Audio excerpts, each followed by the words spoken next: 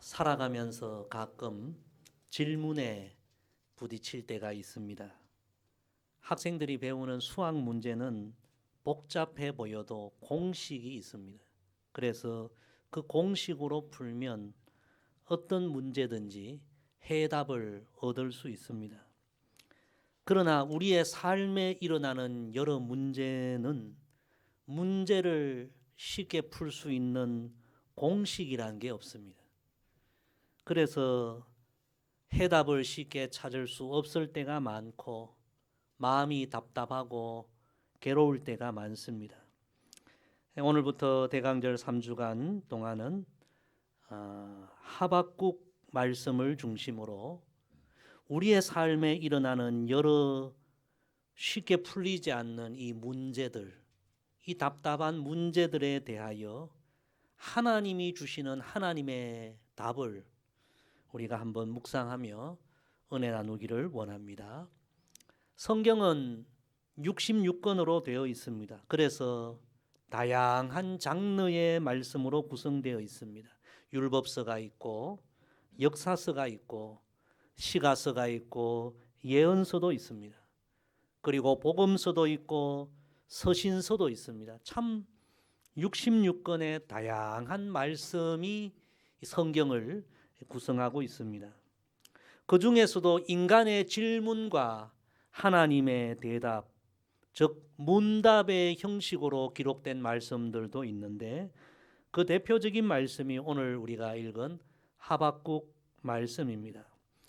우리 한국 성도들은 국을 다 좋아하셔서 어떤 분들은 무슨 국인가 그렇게 생각하시는데 호박국도 아니고요, 미역국도 아니고 선지자 이름이 하박국, 선지자 이름이 하박국이에요. 하박국 선지자는 남유다 요야김 왕 시대에 활동한 선지자인데 그 당시에 남유다는 불의와 부정으로 가득했습니다. 정의가 실종된 시대였습니다. 요즘 우리 시대의 표현을 하면 불공정이 판을 치던 시대였습니다. 의인들이 고통을 당하고 오히려 악인들이 득세하는 그런 뭔가 잘못된 시대였습니다. 의인들이 하나님 앞에 기도를 해도 도무지 하나님의 응답이 잘 없는 그런 답답한 시대였습니다. 이런 답답한 시대에 하박국 선지자는 하나님 앞에 이렇게 호소하듯 부르짖습니다. 하박국 1장 2절에 보면 여호와여 내가 부르짖어도 주께서 듣지 아니하시니 어느 때까지리까. 3절 말씀에 보면 어찌하여 내게 죄악을 보게 하시며 패역을 눈으로 보게 하시나이까. 13절 말씀에 보면 어찌하여 거짓된 자들을 방관하시며 악인이 자기보다 의로운 사람을 삼키는데도 잠잠하시나이까. 하박국 선지자는 그 눈앞의 시대적 상황이 너무 불의하고 불합리하고 도무지 말이 안 되는 세상이고 도무지 해답이 없는 이런 답답한 상황 속에서 하나님 앞에 물은 거예요. 하나님, 어찌하여 이런 말도 안 되는 악한 세상, 불의한 세상을 하나님은 보고만 계십니까? 왜 침묵만 하십니까? 도대체 이 고통, 이 답답한 상황이 언제까지 계속됩니까? 우리가 이런 상황 속에서 도대체 어떻게 살아야 합니까? 하나님 앞에 질문한 거예요.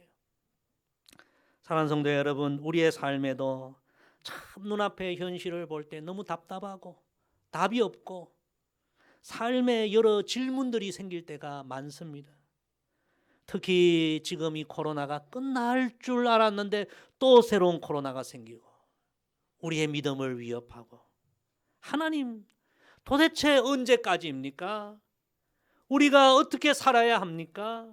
정말 우리의 이 마음속에서 질문이 터져 나오는 그런 시대가 아닙니까? 하박국 선지자가 이런 답답한 마음으로 하나님 앞에 질문하고 또 질문할 때에 우리 하나님께서 그 질문에 답을 주십니다. 여러분, 그 답이 바로 이 하박국서 말씀이에요. 하박국 선지자는 하나님의 답을 듣고 기쁨으로 하나님을 찬송하고 하나님 앞에 영광을 돌리는데요. 그 찬송의 내용이 우리가 감사절이 되면 많이 묵상하는 그 유명한 말씀입니다. 하박국 3장 17절 19절 하박국 말씀의 결론인데요. 비록 무화과 나무가 무성하지 못하며 포도나무에 열매가 없으며 감람나무에 소출이 없으며 밭에 먹을 것이 없으며 우리의 양이 없으며 외양간에 소가 없을지라도 나는 여호와로 말미암아 즐거워하며 나의 구원의 하나님으로 말미암아 기뻐하리로다. 주 여호와는 나의 힘이시라. 나의 발을 사슴과 같게 하사 나를 나의 높은 곳으로 다니게 하시리로다. 할렐루야. 여러분, 그럼 우리는 궁금해집니다. 도대체 하박국 선지자는 하나님께로부터 어떤 말씀을 들었기에, 어떤 답을 들었기에 이렇게 어려움 가운데서도 기뻐하고 감사하고 찬송했을까요? 오늘부터 이제 3주간 동안 하박국 선지자가 들었던 하나님의 대답, 그 말씀을 우리가 묵상하면서 참으로 답답한 우리의 삶에 하나님이 주시는 하나님의 대답을 우리도 듣고 그 말씀을 우리가 마음에 새기고 우리도 이 어려운 현실이지만 하박국 선지자처럼 찬송하며 이 어려운 시대를 이겨나가는 하나님의 백성들 되기를 주의 이름으로 간절히 부탁을 드립니다. 자, 우리 하나님의 대답을 우리가 먼저 한번 읽어봅시다. 우리 2절 3절 두 절 말씀 다 같이 읽습니다. 시작. 여호와께서 내게 대답하여 이르시되 너는 이 묵시를 기록하여 판에 명백히 새기되 달려가면서도 읽을 수 있게 하라. 이 묵시는 정한 때가 있나니 그 종말이 속히 이르겠고 결코 거짓되지 아니하리라. 비록 더딜지라도 기다리라. 지체되지 않고 반드시 응하리라. 아멘. 첫째 따라합시다. 오직 믿음으로 보아야 합니다. 하나님은 하박국 선지자에게 이렇게 대답하십니다. 너는 이 묵시를 기록하여 판에 명백히 새기되 달려가면서도 읽을 수 있게 하라. 이 묵시는 정한 때가 있나니 그 종말이 속히 이르겠고. 여러분, 이 말씀의 내용은 하나님께서 일하시는 때가 있다는 것입니다. 그 때가 속히 이른다는 것입니다. 지금 눈앞의 상황은 너무 불의하고 악인들이 득세하고 하나님이 침묵하시는 것 같지만 그러나 하나님은 그것은 잠깐이라는 것입니다. 하나님이 침묵하시는 것 같아도 하나님이 일하시고 개입하시고 역사하시는 그때가 멀지 않았고 그때가 속히 이른다는 것입니다. 하나님은 하박국 선지자에게 이 진리를 판에 명백히 새기고 달려가면서도 즉 어떤 상황에서도 읽고 또 읽으면서 이 사실을 믿는 믿음으로 모든 눈앞의 상황을 보고 믿음으로 모든 어려운 상황을 이겨나가라, 그렇게 말씀하신 것입니다. 여러분, 이것이 하나님의 첫 번째 대답입니다. 사랑하는 성도 여러분, 하나님의 백성들은 세상을 보는 눈이 세상 사람들과 달라야 합니다. 세상 사람들은 지금 눈앞에 보이는 그것을 전부로 여깁니다. 그러나 우리 하나님의 백성들은 눈앞의 모든 상황을 믿음의 눈으로 보아야 합니다.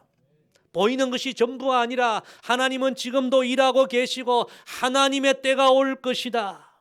믿음의 눈으로 보아야 합니다. 그래야 여러분, 보이는 세계 앞에 우리가 낙심하지 않고 보이는 세계 앞에 우리가 절망하지 않고 올바른 길을 걸어갈 수 있는 것입니다. 믿음의 눈으로 보아야 합니다. 우리 남자분들이 모이면요, 가장 많이 하는 이야기가 정치 이야기, 경제 이야기, 그리고 운동하는 이야기, 그런 이야기 많이 하죠.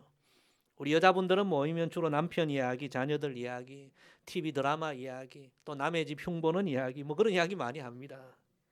여러분, 우리 성도들은 모이면 이야기하는 내용이 차원이 좀 달라야 합니다. 정치 이야기를 해도 과연 하나님에 합한 사람이 누굴까?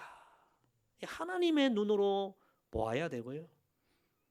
자녀들 이야기를 해도 뭐 자녀들 어느 대학 어느 뭐 직장 그것도 다 중요하지만 우리 자녀들이 어떤 인생의 길을 걸어갈 때 하나님이 기뻐하실까 보는 눈이 달라야 합니다.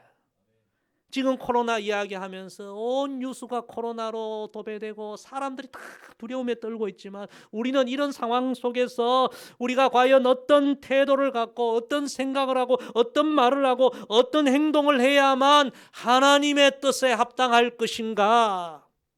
우리는 모든 상황을 보는 눈이 달라야 합니다.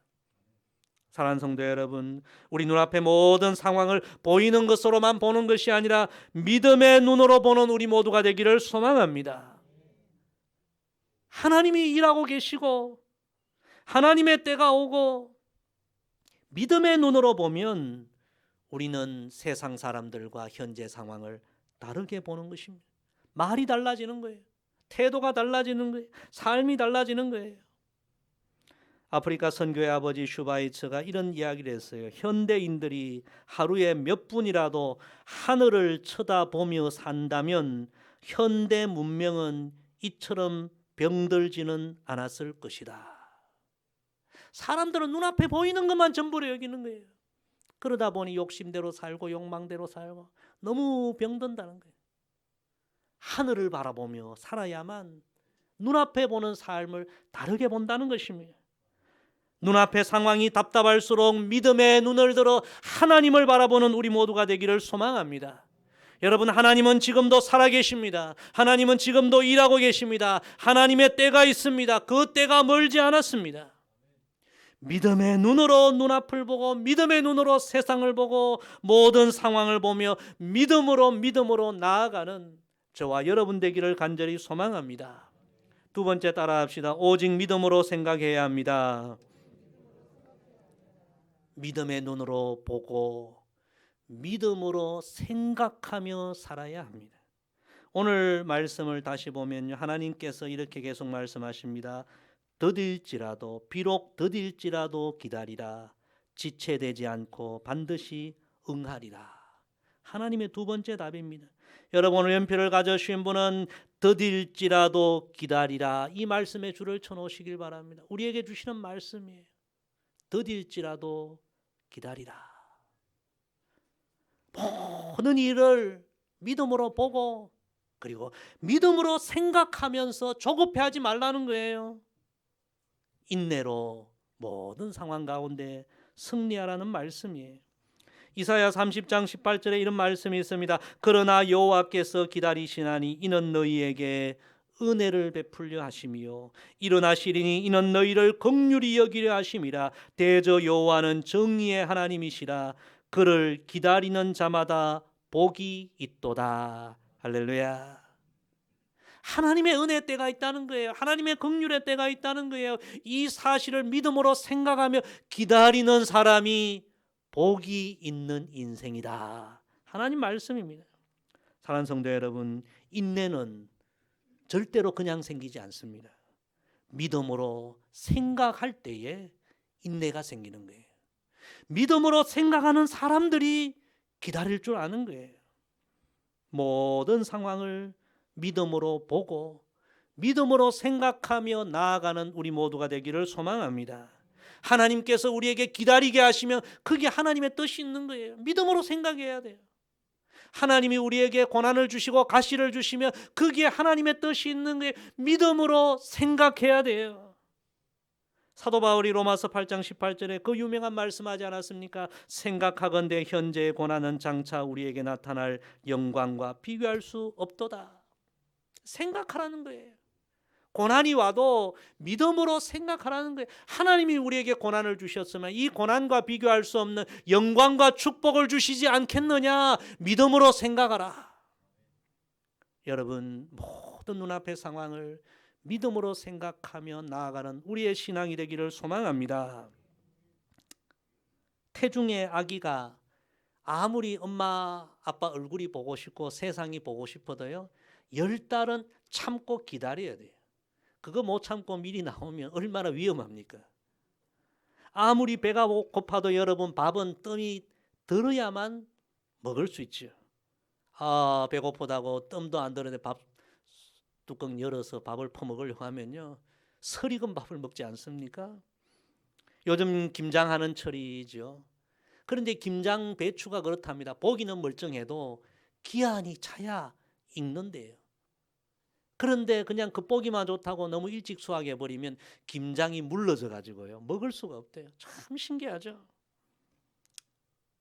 하나님께서 말씀하셔요. 더딜지라도 기다리라. 거기에는 하나님의 뜻이 있다는 거예요. 믿음으로 생각하라는 거예요. 하나님이 왜 기다리게 하셨을까? 믿음으로 생각하고 나아가야 인내가 생기고 상황을 이겨나갈 수 있다는 말씀입니다. 어떤 사람들은 그런 얘기, 하나님의 사람을 감정의 동물로 만들어서 나는 내 마음대로 내 성질대로 막 행한다. 여러분, 그러면 되겠습니까? 하나님은 사람을 감정의 동물로 단순히 그렇게 만든 것이 아니라 생각하는 인생으로 창조하셨어요. 무슨 일이 내 뜻대로 안 된다고 나는 감정의 동물이야, 감정을 내고 그러면 안 되고요. 더딜지라도 기다리라. 생각을 하라는 거죠. 믿음으로 생각하고 믿음으로 인내하며 나아가는 우리 모두가 되기를 소망합니다. 어려운 일이 있을 때 특히 우리는 믿음으로 생각하고 하나님을 깊이 생각하고, 그래야 여러분 어려운 문제의 해결하는 길을 우리가 찾을 수 있습니다. 어떤 분이 홀로 산행을 하다가 산에서 길을 잃었다고 합니다. 여러분, 산에서 길을 잃어보세요. 얼마나 무서운지 몰라요. 어떻게 길을 찾을까 곰곰이 생각하는데 어릴 때 할아버지께서 해주신 이야기가 생각이 나더랍니다. 너가 산에서 길을 잃으면 급하게 내려가려고 허둥대면 오히려 위험할 수 있으니 길을 잃었을 때 산에는 위로 올라가라. 꼭대기로 올라가라. 위로 올라가서 보면 길이 어디 있는지 찾을 수도 있고 마을이 어디 있는지 찾을 수 있고 방향을 찾을 수 있는, 그래서 방향을 찾고 다시 내려오면 안전하게 길을 찾을 수 있다. 그 이야기가 생각이 나서 오히려 위로 자꾸 올라갔더니 길도 찾고 마을도 찾고 그렇게 안전하게 내려왔다는 이야기입니다. 어려울 때 위로 올라가라. 중요한 진리입니다. 답답하고 괴롭고 어려울 때 우리 성도님들은 위로 나아가야 합니다. 하나님께로 나아가야 합니다. 하나님을 찾아야 합니다. 그리고 하나님의 말씀을 들어야 합니다. 그 말씀에 여러분 길이 있는 거예요. 하나님 말씀을 듣고 믿음으로 생각하며 나아갈 때에 우리의 삶의 복잡한 문제 가운데서 길을 찾는 거예요. 창세기 15장에 보면 아브라함이 하나님의 부름을 받고 시간이 흘러도 하나님 약속하신 자식은 아들은 생기지 않고 너무 답답해서 하나님 왜 약속하신 아들 주시지 않습니까? 그때 하나님의 말씀은 아브라함 하늘을 바라보라는 거예요. 창세기 15장에 보면 하늘을 우러러 무뼈를 셀 수 있나 보라. 또 그에게 이르시되 내 자손이 이와 같으리라. 아브라함이 이 말씀을 듣고 믿음으로 생각해요. 창세기 15장 6절에 보니까 아브라함이 여호와를 믿으니 여호와께서 이를 그의 의로 여기시고. 성도 여러분, 우리는 모든 상황 속에 하나님을 바라보아야 돼요. 위를 바라보아야 돼요. 하나님의 말씀을 들어야 돼요. 믿음으로 생각해야 돼요. 그렇게 믿음으로 한 걸음 한 걸음 나아가면 하나님이 예비하신 은혜 때가 오게 되는 것입니다. 더딜지라도 기다리라. 조급해하지 말라는 거예요. 믿음으로 생각하고 믿음으로 인내하고 믿음으로 한 걸음 한 걸음 나아가는, 그래서 길을 찾아가는 저와 여러분 되기를 간절히 소망합니다. 우리 4절 말씀 다 함께 읽습니다. 보라, 그의 마음은 교만하며 그 속에서 정직하지 못하나 의인은 그의 믿음으로 말미암아 살리라. 아멘. 세 번째 따라합시다. 오직 믿음으로 살아야 합니다. 하나님의 세 번째 답입니다. 모든 상황을 믿음으로 보고 믿음으로 생각하고 그리고 믿음으로 살아라. 여러분, 오늘 2장 4절 말씀해 보니까요, 세상 사람들은 다 마음이 교만하다는 거예요. 믿음으로 살지 않는 거예요. 돈 있는 사람들은 돈 의지하며 살고요. 권세 있는 사람은 권세 의지하며 살고 다 자기 능력 의지하며 살며 하나님 믿지 않는 사람들 보면 얼마나 교만한지 몰라요. 그러나 하나님의 백성들은 믿음으로 살아야 한다. 의인은 그의 믿음으로 말미암아 살리라. 그 유명한 말씀이 바로 하박국 2장 4절 말씀이에요. 사랑하는 성도 여러분, 오직 믿음으로 살아가는 저와 여러분 되기를 소망합니다. 보이는 것이 전부가 아니에요. 하나님의 때를 믿어야 되고요. 하나님의 일하심을 믿어야 되고요. 하나님의 살아계심을 믿어야 되고요. 하나님의 선하심을 믿어야 되고요. 하나님의 신실하심을 믿어야 합니다. 믿음으로 살아야 합니다. 하나님의 백성들은 첫째도 믿음이요 마지막도 믿음입니다. 요즘 여러분 전 국민이 헬라 알파벳을 다 지금 알게 돼요. 델타가 나오더니 오미크론이 나오고요. 이게 전부 헬라 알파벳이 우리 신학교에서 배우는. 우리 요한계시록에 보면 우리 예수님은 알파와 오메가 이 다 헬라어 알파벳이거든요. 알파도 믿음, 오메가도 믿음. 옆에 분과 한번 인사합시다. 오직 믿음으로 살아갑시다. 오직 믿음. 나의 갈 길 다 가도록 예수 인도하신 이 찬송은 환희 제인 크로스비 여사가 지은 너무나 유명한 은혜로운 찬양이죠. 우리가 잘 아는 대로 이 환희 제인 크로스비 여사는요 한평생 시각장애인으로 앞을 전혀 보지 못하는 맹인으로 살았습니다. 얼마나 답답하고 얼마나 힘들었을 거예요. 제 친구 집사님 중에도 시각장애인이 계시는데 제가 만나고 교제할 때마다 가장 괴롭고 가장 답답하고 가장 힘든 장애가 다른 장애보다 시각장애구나. 얼마나 답답했을까요? 그런데 환희 제인 크로스비 여사는 평생을 믿음으로 살았고 누구보다 감사와 기쁨과 찬송이 충만한 삶을 살았어요. 그래서 여러분 찬송시가 한두 편도 아니고 무려 9,000편의 찬송시를 쓰게 됩니다. 제가 볼 때는 우리 기독교 2000년 역사의 전 세계 성도들에게 이만큼 큰 은혜를 끼친 분이 또 있을까 할 정도로 참 대단한 분이십니다. 이 환희 크로스비 여사는요 생후 6주 만에 의사의 잘못된 약물 처방으로 인하여 6주 만에 시력을 잃었어요. 태어난 장애가 아니라 의사의 실수로 장애가 된 거예요. 너무 불행한 삶을 살아야 했어요. 어머니는 21살에 과부가 되었는데요.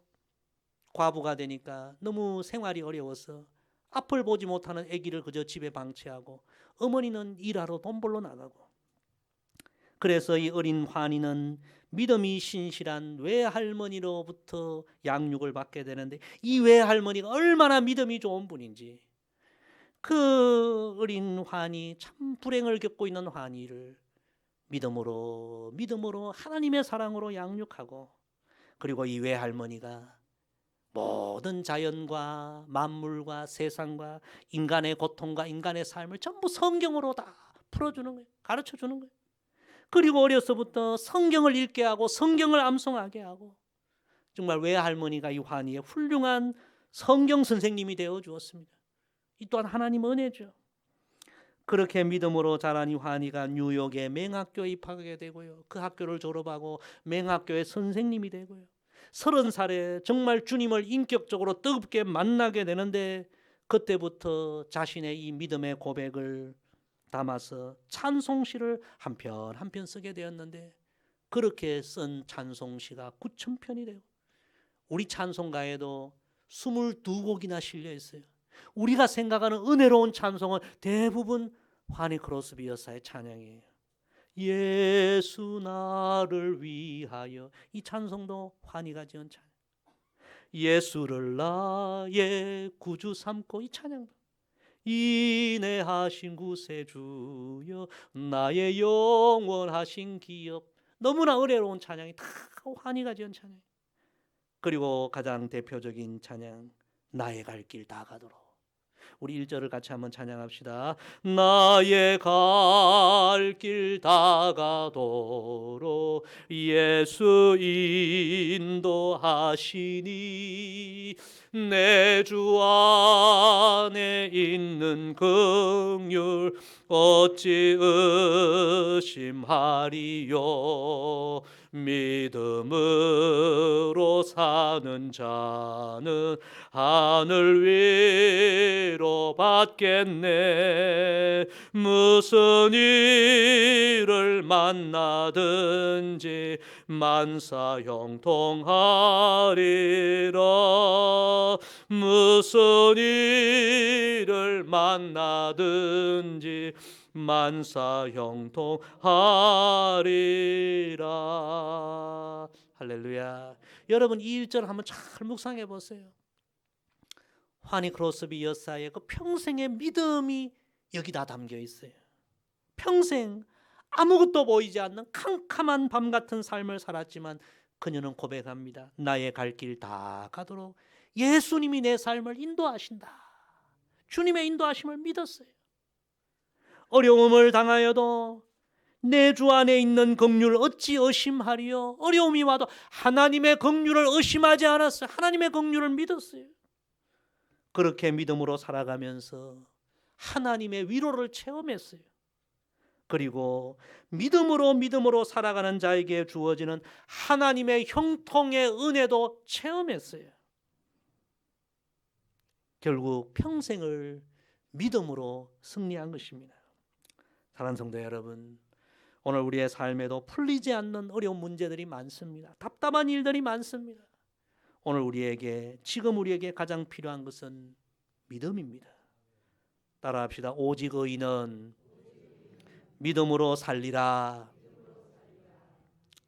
오늘 하나님께서 하박국에게 주신 이 첫 번째 대답이 답답한 현실을 살아가는 우리에게 주시는 하나님의 답이 되기를 소망합니다. 삶의 답답한 문제가 가득해도 우리는 모든 것을 믿음으로 보아야 하고 모든 상황을 믿음으로 생각해야 되고 한 걸음 한 걸음을 믿음으로 살아가야 합니다. 더딜지라도 기다리라. 의인은 그의 믿음으로 살리라. 한 걸음 한 걸음 그렇게 믿음으로 살아가면 하박국 선지자가 찬송했던 그런 찬송의 순간이, 기쁨의 순간이 반드시 우리에게 오리라 믿습니다. 오직 의인은 그의 믿음으로 살리라. 이번 한 주간도 순간순간 믿음으로 살아가는 저와 여러분 되기를 간절히 소망합니다. 기도하겠습니다. 아버지 하나님, 오늘 우리에게 귀한 말씀 주셔서 감사합니다. 우리도 하박국 선지자의 시대와 같이 눈앞의 현실은 너무 답답하고 풀리지 않는 문제로 가득한 그런 현실을 살아갑니다. 하나님께서 오늘 하박국 선지자를 통해서 주신 답, 그럼에도 불구하고 믿음으로 보고 믿음으로 생각하고 믿음으로 살아가라. 하나님, 이 말씀이 우리의 삶의 길이 되게 하시고 이 말씀으로 살아서 이 어려운 상황 속에서도 믿음으로 승리하는 하나님의 백성들 다 되게 하여 주옵소서. 예수님의 이름으로 기도드리옵나이다. 아멘.